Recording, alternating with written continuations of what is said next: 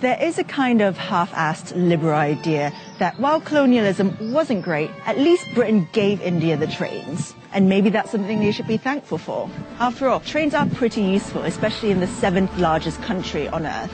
So, colonialism, maybe not all that bad? Unfortunately, Britain also stole $45 trillion from India, all the while exploiting religious divisions between the Hindu and Muslim communities and further turning them against each other.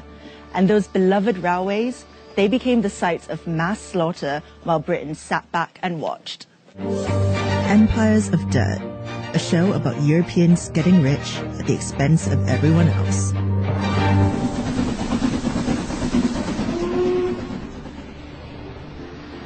Britain first got involved in India through the East India Company, which had its headquarters right here on Leadenhall Street. A private company owned by London stockholders, the East India Company grew over the next 300 years to become a quasi-governmental body with its own army and laws responsible for trading spices, cotton, silk and tea all over the world. By 1858, ownership of the East India Company had been transferred to Queen Victoria after the failed Indian Rebellion. Trains were the brainchild of British engineers.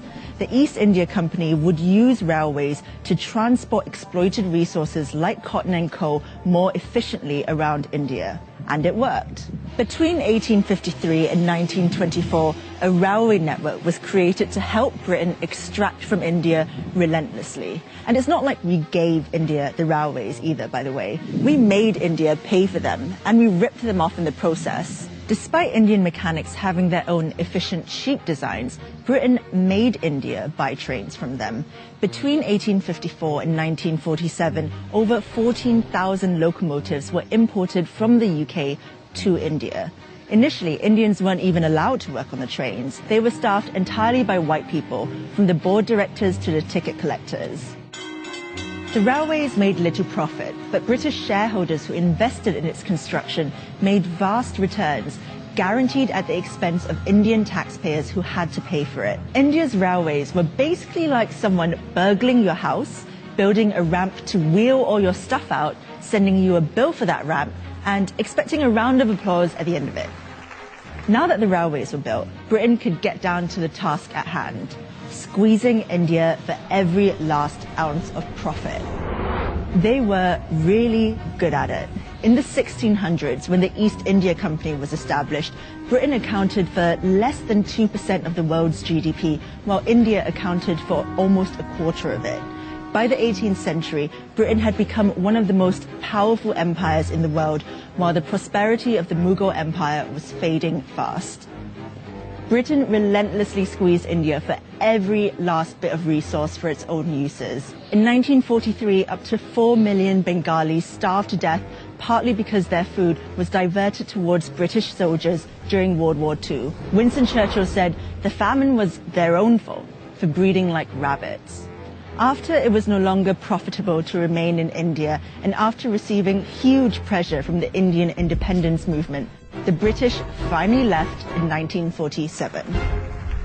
Before they went, they split the country into two, Hindu-majority India and Muslim-majority Pakistan, in an act that became known as Partition. But in their haste to get out of the country, British diplomats arranged a shoddy partition agreement that ignored the fact there would be interreligious conflict.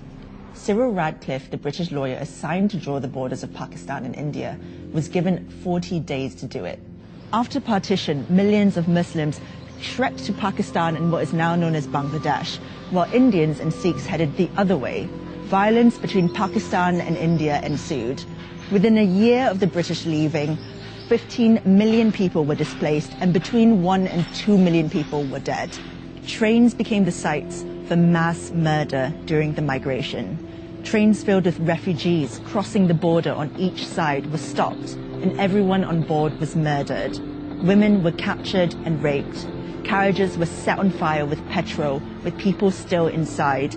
The only ones spared were the drivers, so they could transport their trains full of dead bodies to the final destination. The British knew about the train massacres, but they'd already washed their hands clean of India.